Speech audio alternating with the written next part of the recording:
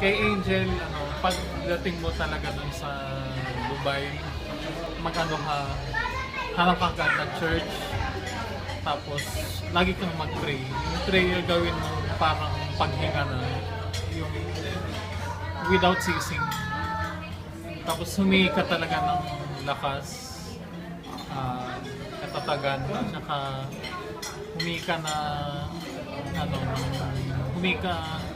i-request mo sa Diyos na bantayan ka talaga. Kasi, ayan, sa Dubai, yun, iba rin yung environment kasi doon. Kaya, yun, always pray yung Word of God, mag-immerse ka doon, mag-aralan mo talaga. Hindi sabi ko mag-immerse ka, ka talaga, mag-aralan mo, yun, mag-soak ka sa Word of God. Verse na Hindi. Verse of God, Jeremiah 29:11. Pwede mo lang verse. Nakalimutan ko. And yun nga, napakahirap nung pag-abot ni Angel. Siyempre, mag-isa lang siya doon, pupunta. So wala pa siyang close na tao doon. No? Alam ko, darating yung time na mararamdaman malulungkot ka or ma-homesick. Marami ka? Siguro, yun, gaya niya, no, ni Brother Julius, yun, huwag ka lang laging kay Lord ka lang. Okay? Verse, kuya. Sa akin, Angel, yun. Nagpapasalamat ako sa Diyos kasi yun, nandiyan ka pa rin sa ministry. Tapos, wag mo makakalimutan yung group natin. Saturday group yan. Tsaka, alam ko mahirap ang buhay sa Dubai, pero wag mo makakalimutan si Lord, nandiyan lang lagi. Hebrews 13:5, I never leave you nor forsake you. Yan yung pangako ng Diyos.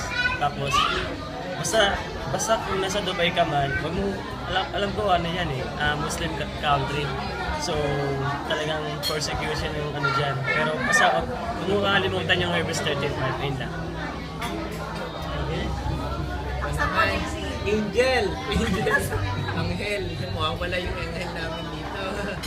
Ayan, ang payo ko lang sa'yo siguro pagdating mo ng Dubai, syempre, yung prayers kay Lord lagi, always yung communication, every night, every day, kung mawawala yun at pipiliin mo yung magiging kaibigan mo dun sa Dubai, hanggat maaari mas maganda kung Kristiyano sila, mas siya, at syempre yung churches doon, mas maganda kung yun agad yung pupuntahan mo.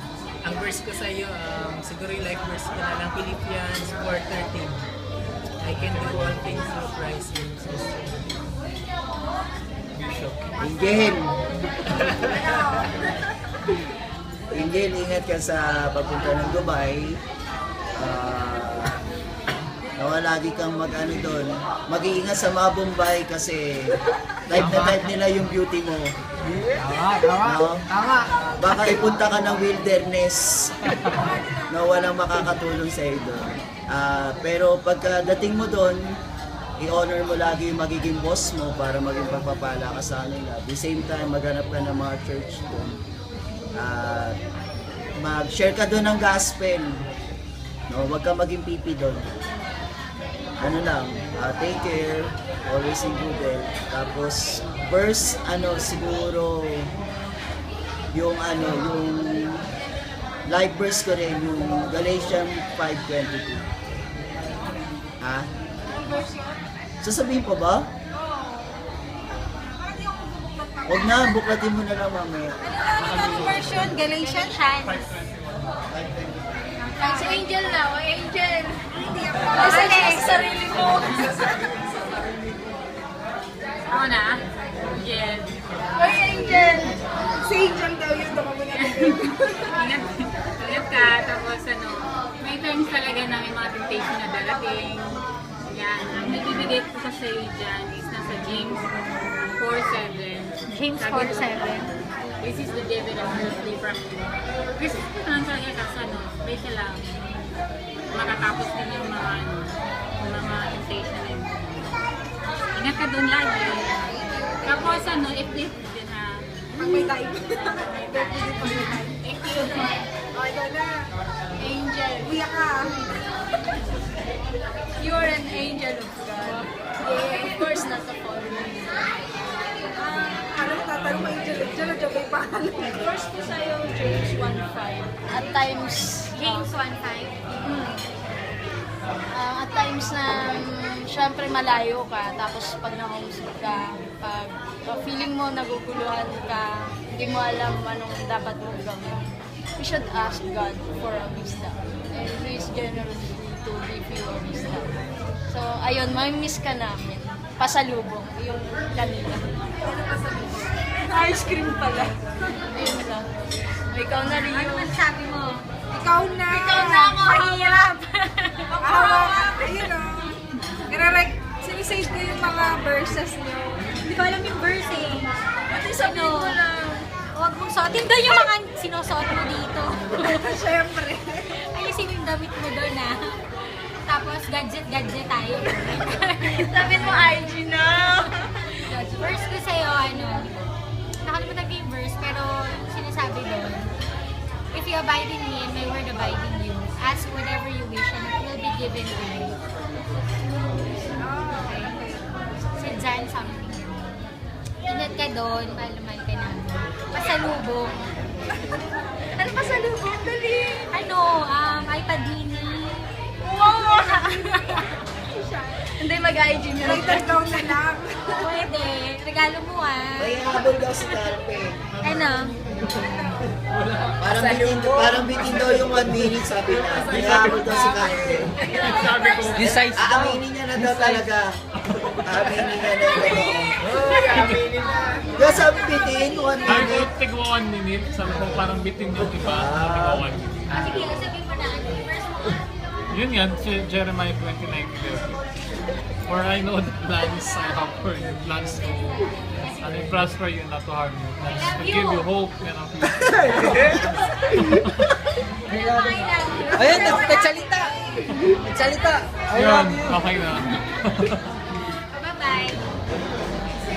Ano masasabi mo, Jel? Ano, sobrang thank you sa surprise nyo, thank you sa mga messages nyo, sa mga verses nyo, babaunin ko yan, promise. Thank you sa pagmamahal nyo sa akin, sa pag-intindi nyo sa minsan talaga may kapagitan, alam nyo naman yung personality ko, minsan matigas, di ba? Pero hindi nyo kang iniwan bilang kaibigan nyo ako pa rin. Sana, huwag naman kayo maghanap ng bagong angel. Selosa. O, syempre. Baka pagbalik ko, wala na yung trono ko. Request ko lang, tuwing mag-Facebook kayo, sendan nyo ako ng mga Picture? Picture! Bukod sa picture, Encouragement. okay. Bukod doon yung mga words of encouragement, syempre. Kasi, hindi naman ganun kadali makahanap ng challenge. Tatag ka na. Inggit yan, inggit. Joke lang. Oo naman. Yun, basta lagi nyo akong share na. Pinag-aaya kasi yun. Sino? Tsaka, kung ano yung plano nyo, share nyo sa akin. Kung may plano kayo mag-isdaan, magpakasal, kung ano-ano man, share nyo naman sa akin para nakaka-update naman ako. Share mo din yung regalo ah. Oo naman. Oo naman. Okay na. Thank you marami. I love you so much sa inyo lahat. God bless you all and more power. Ha? Kay Rio? Hindi. Ano? Yung absent si Kay.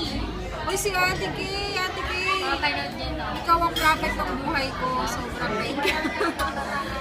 Thank you sa mga napakalalim na prayers mo, Ate Kay. Thank you sa encouragement mo. Thank you na ginamit ka ni Lord talaga sa buhay ko. Sobrang. Sana magbanding pa tayo ng napakarami kahit paalis na ako. Pagbalik ko sana, ikaw pa rin yung Kay na nakilala ko. Yung sobrang bait, sobrang humble. Yun. I love you, Ate Kay. Love you so much. Ayan, God bless you. Okay. Alawan. Wave, hi. Baka ano, nayabol ako eh. Sige, ano? Fernando, ano Baka yung first pag nahanap na si Angel sa Dubai, baka doon niya matagpuan si Phil Husband. Your husband. Ano na yung husband niya, Angel? Phil Husband. Yung husband. Your husband. Ewan ko. Ano nga yung verse mo?